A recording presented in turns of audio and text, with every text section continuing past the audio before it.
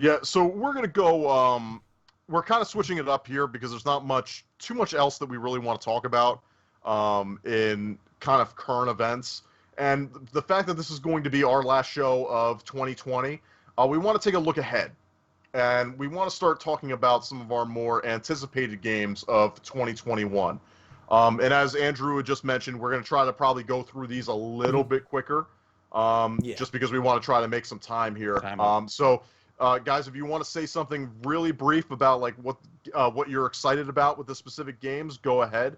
Yeah, But I got it. I'm going to go first, and I'm going to rapid fire it. I'm going to say just go rapid fire, go down your list. My most anticipated games of 2021, one is on screen right now, Kana, Bridge of Spirits. Now, this is actually a little bit of a risky pick here, right? Because Ember Labs is a new studio. We really don't have like any basis here, any history to expect this to be an amazing game. But man, when this was revealed with PS5, the animation, the music, the voice acting, the visual direction, all of that was like, wow, this is doing it for me. This is what I really enjoy. I really hope the gameplay lives up to what they showed off there.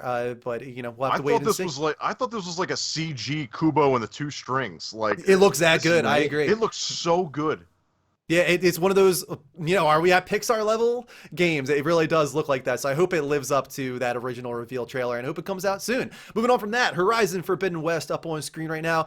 I think a lot of you guys know I actually wasn't that high on Horizon until Zero Dawn, I'm sorry.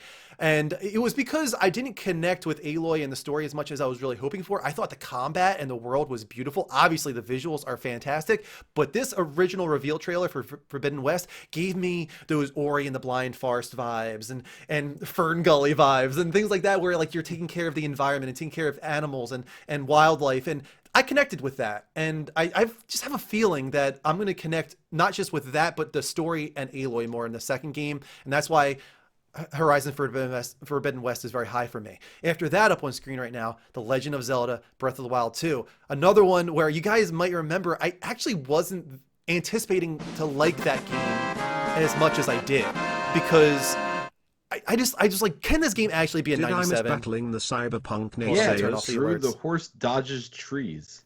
right. I was like, can it actually be that good? And I don't know that I would say it's a 97, but man, that's one of my favorite streaming experiences ever on Twitch. I loved playing that game. I loved that world. I love the openness, of course, and the traversal. So I have to be excited, and I have to hope that game actually does come out in 2021, because come on, man, like how long we have to wait for this? They gotta get that game out next year. And I have another bet coming up, another prediction associated with that. So I really hope so. After that, Final Fantasy 16. Again, really risky, because can this game actually hit 2021? That seems insane to me. But supposedly it's been in development for years now, and the team working on it and everything they've said about it since that original reveal, which I honestly wasn't that hyped for, that original reveal. It's not typically what I want from a Final Fantasy game. But last month on the episode when we talked about everything revealed in that website information, oh man, like all of the different kingdoms and how they all have their own crystal and how they pull from that, and how there's summons and dominance and all this associated with it. Like they're really building a lot of world and lore there that I'm attaching with. And I have a good feeling about this. I have a really good feeling about it, especially the combat that they showed off. I do hope that it has a party system, but I'm willing to wait and see how all that plays out. And finally up on screen right now, God of War Ragnarok. Come on now. I believe it. I believe that it is coming out in 2021. Gotta believe. And it will happen. One of the best games of the entire generation. Some would argue the best game of the entire generation. We'll be getting to that during our topic of the month. But we got nothing to go off of, really, right? We got nothing to go off of, but just based off the first game alone, that's all we need. That game is absolutely phenomenal. Knowing like what Ragnarok could be from a visual spectacle, showpiece level. Oh my God, imagine what this game could be. I cannot wait. That is probably my most anticipated game of 2021. There you Moving go. on. Very Who's fair. up next, Moving Mike? on to Mike. Is me. So I'm going to go from least, I guess technically least, to most, but not 100%. At the bottom of my list is Ratchet and Clank Rift Apart. Why is it at the bottom of my top? Only for the sheer fact of I know for 100% this game is going to be great, and it's not going to be my game of the year most likely, but man, do I love these games, and I just cannot wait to dive into that and see how well the PS5 handles that world transition time to time, and see what goofiness they come up with. Hopefully, there's a new version of their chicken launcher. And what Mr. Frick, what's it? Mr. Zircoid? Zircon, Mr. Zircon. Mr. Zircon. Mr. Zircon. Thank you. Yes. Yes. Man, I love it. And Zircon family. Number 4 for me is Final Fantasy XVI. Yes. Man, after 15, playing that and watching Vince replay, I cannot wait for this game and seeing them go back to a more medieval style world after having to slog through Final Fantasy VII Remake. I just cannot wait to dive back into what You're ready to Final battle, Fantasy man. game truly is. I am, Drew. I am ready to battle dragons with fire in Final Fantasy 16. After that is going to be God of War Ragnarok. Yes, I put it on my list. Yes, I'm a hypocrite because it's not coming out in 2021, but if it's in there, it's right in the middle of my list because it is going to be my top game. God of War, the first of the reboot, whatever you want to consider it, was probably my game of the generation, and it's going to be up there. A surprise one for me that I can't get out of my head that does feel a little hypocritical at best is Hogwarts Legacy. Off the back of all my issues with CD Projekt Red, there's a lot of contention around this title as well, given J.K. Rowling. To me, it's one of those things where unfortunately the creator is a demonic piece of shit. And this game has nothing to do with her other than her source material.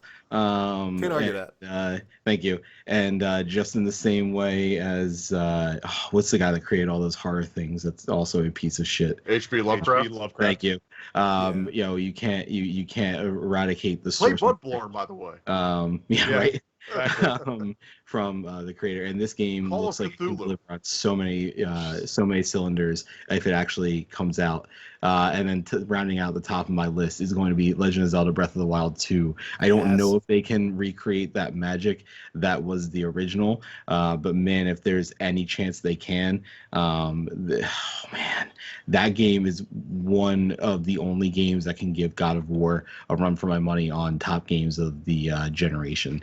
And it's been a back and forth within my own psyche to decide who it's going to be, but hopefully they can do it justice and deliver when that pro console comes out.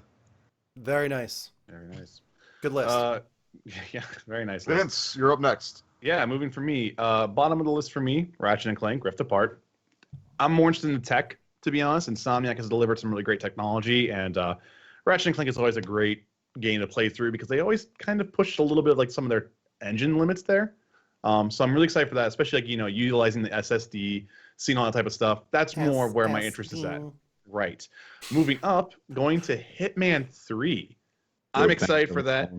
Hitman 3 is probably going to be one of the greatest values in all of gaming when it comes out, considering if you will be able to get the first game and second game levels all pretty much improved into this third game.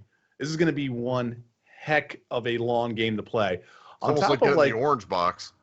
Literally, it's crazy with the amount of content that's in this. That's going to be in that type of game. I'm a little disappointed that Hitman 3 is not going back to the episodic format that was Hitman 1.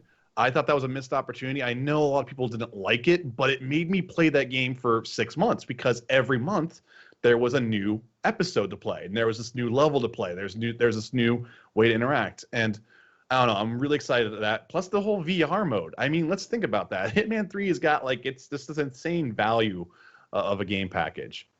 But then moving up to my next game, it's Deathloop. I'm really liking the look of Deathloop. I love Arcane Studios. I loved Prey. Prey was one of my top games of the generation. It was actually an honorable mention. I'm sorry. And I love the Dishonored series. And everything about what they showed with Deathloop, with the way the time loop works, with how you have this very much, you got to hit all these targets, and you got to do it all in the same loop. It's got this whole puzzle mechanic on top of this invasive mechanic from another player or an AI, if you choose that way. I feel like I'm going to be playing this game a lot because it's going to have much more of that kind of I want to figure out how can I optimize my route the best way? How can I do this the better way? Yeah. And that's where I'm most excited. Plus the powers just look like they're going to be a lot of fun. Then on second on my Game list, Studios presents a PS5 game. yes, there's like gonna be that weird thing we see. Moving on, to my second one is Final Fantasy 16. Knowing that most of the Heaven Sword team is pretty much working on this project is actually what got me super duper excited.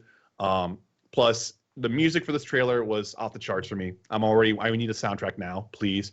I love the style of it. I love the graphical engines of it, and it's got two massive combat leads technically with it. It's got the combat director of Devil May Cry 5, one of the best action games of all time. Yes. You know, as their lead combat director, and on top of the Kingdom Hearts 2 battle designer and everything like that, he's also involved in this game along with some other big veterans that are in there. So the action part of this game is probably going to be off the charts.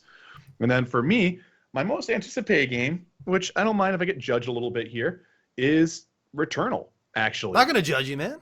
I don't know. There's something there that I'm just like, I feel like this is going to be a much bigger hit than what people are thinking it's going to be.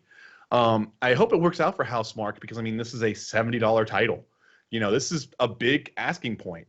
But everything that they're doing, from what I'm seeing, the bullet hell, the movement, the way that their whole design is like, you know, live, die, repeat, keep doing it over and over again. The entire environment changes again. You lose your progression somewhat in a way. You only have very small like sections to where you kind of keep improving your arsenal, but you actually like lose your weapons or anything like that.